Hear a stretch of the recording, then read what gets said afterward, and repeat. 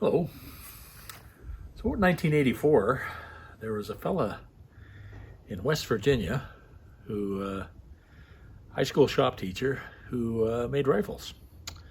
And one of his clients came back after a hunt and said, this is way too heavy. I need something lighter. So this man, whose name was Melvin Forbes, started thinking on this. That might have happened earlier because by 1984 he quit his job as a high school shop teacher and started making rifles full time. And he started making rifles. First he looked at a Remington 600. He thought, there's a lot of stuff here that's not needed. What can I take off and still have the elements of a really, really good rifle? And that started him on a little journey. And that journey is still going, even though this man recently passed away. He made sure all the little pieces were in place for his legacy to continue. So, what did Melvin find out when he looked at a 600 action? Fortunately, I've been a 600 fan since the 70s. I started hunting with, when I was 19, I started hunting with a 308 model 600. I've had two 6mm 600s. I've had a couple of 6.5 Rem mags and a 350 Rem mag, and I still have the 350 Rem mag. Here it is. So this is my 350 Rem mag. And what he would have noticed is a wooden stock. In the Magnum case of the Magnums, this is a laminated stock. It's very stiff, very sturdy, weighs about 2 pounds, 3 ounces, so it's not light. Recoil pad. On the non-Magnums, I had no recoil pad, was a little bit lighter, was just under 2 pounds. These are over 2 pounds. A ridiculously short action, and this action is 2.825 inches long in the box, which means you got to load the bullets fairly deeply. Even in 308, you can't load them out. In the 350 Magnum, 6.5 Magnum, you got to load them so short that you lose a little bit of powder capacity and flexibility. And it's a full-sized bolt. So this bolt and the cylinder of the receiver is the same as a 700 Remington. It's the same as the full-size 700 Remington. Trigger is similar. The diameter is similar. All they've done is shorten it up.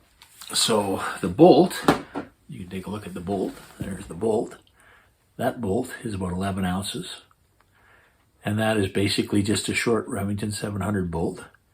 It's got the same ejector, extractor, little extractor riveted in there. That is basically a mini short 700, but it's just as big around. Still fairly heavy as an action. It's a 33, 34 ounce action when you look at all the parts of it. And the Magnums have a heavy barrel, 18.5 or 20 inches long, depending on which version you get. This is a 660, which had a 20-inch barrel.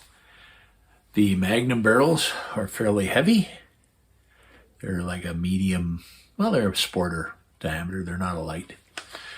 So the Magnums weigh in at about 6.5 pounds. The non-Magnums at about just over 5 3/4. So that was the mountain rifle of the time. So that is what he found out. Any lightness is mostly due to shortness.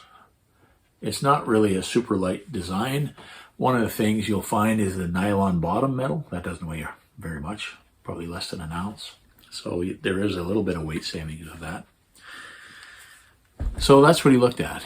So 2 pounds or so for the stock, just about 2 pounds for the action, around 2 pounds for the barrel. You're around 6 pounds when you add all that stuff together. So that was kind of one of the early mountain rifles that Melvin would have looked at, the 600. And yeah, here's another example. That is the barrel of the original 600, which has that little laminated stock, and it's only 18.5 inches long. This is a 6.5 Rem mag. So again, it weighed about 6.5 pounds. I replaced the stock. There's a hint of what Melvin was going to do. with a Brown precision stock. This Brown precision stock is the pounder. I took almost around a pound off of this rifle just by replacing the stock. So this is now a 5 3/4, just under 5 3/4 pound rifle. And then whatever it weighs for the scope on it. It's got a recoil pad, so it's a little more than a pound, but I saved at least 3/4 of a pound going to a fiberglass stock. So there's a hint.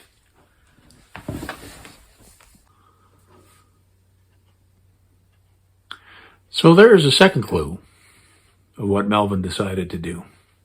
So that's the Remington bolt, full diameter bolt. And there's the Forbes bolt. It's only about 3/4 size. So this is a full-length Model 24 bolt. Model 24s have a 24-ounce action. So you'll save a lot of weight on the action. The 308 length action is called the Model 20. It's a 20-ounce action.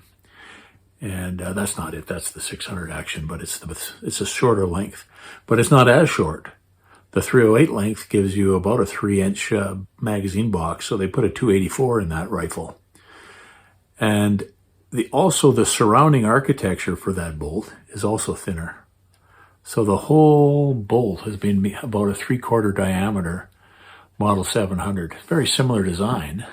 I like the extractor of that better. That's more like a Socko style extractor. So he also saved money, a lot of weight rather, on the action. So the action goes from 32 ounces to 20 ounces for the 308. And even the 24, which is a full length 3.340 inch action, is a 24 ounce action.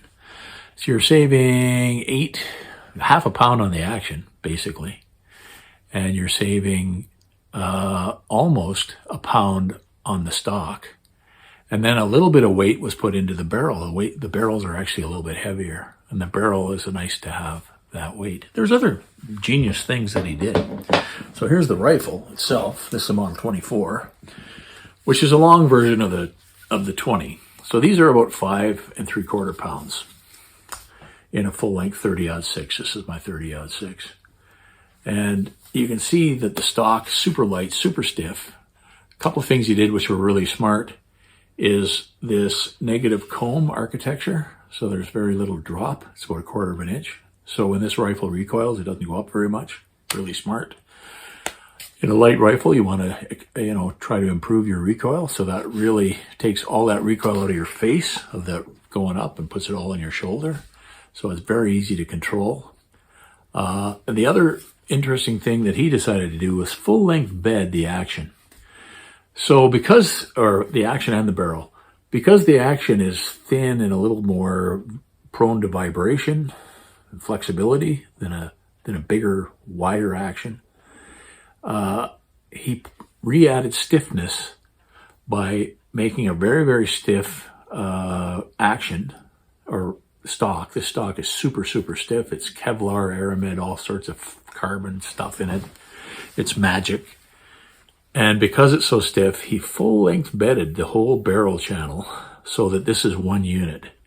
So one of the interesting things about this rifle is it's super accurate, and it also shoots different bullets to a similar point of view. This has really taken a lot of vibration out of the barrel. It mimics a super heavy barrel. And because this is such a stable stock, that full-length action, it still shoots to the same point. You can put weight on it. You can put a bipod on it. It doesn't seem to matter. So Melvin Forbes, God bless him, put all of these elements together and created, really, in the Model 24 and Model 20, the first modern rifle for the mountains that I know about. And this is still right in there. It's still as good, basically, as anything you can buy. People have gone to titanium, but then they usually have a wider action. A lot of mountain rifles take weight out of the barrel where you want weight in the barrel. That's still a fairly heavy contour barrel. That's like a regular sporter barrel. He hasn't saved money or weight there. He saved weight here, and he saved weight here. And this is a piece of genius engineering, the way this all fits together. So thank you, Melvin, for all the work that you did for us folks who get into the mountains or dream of getting into the mountains, for giving us the equipment to do so. And there's a lot of companies riding on your coattails. So West Virginia should be very proud of Melvin Forbes. God bless you and rest in peace.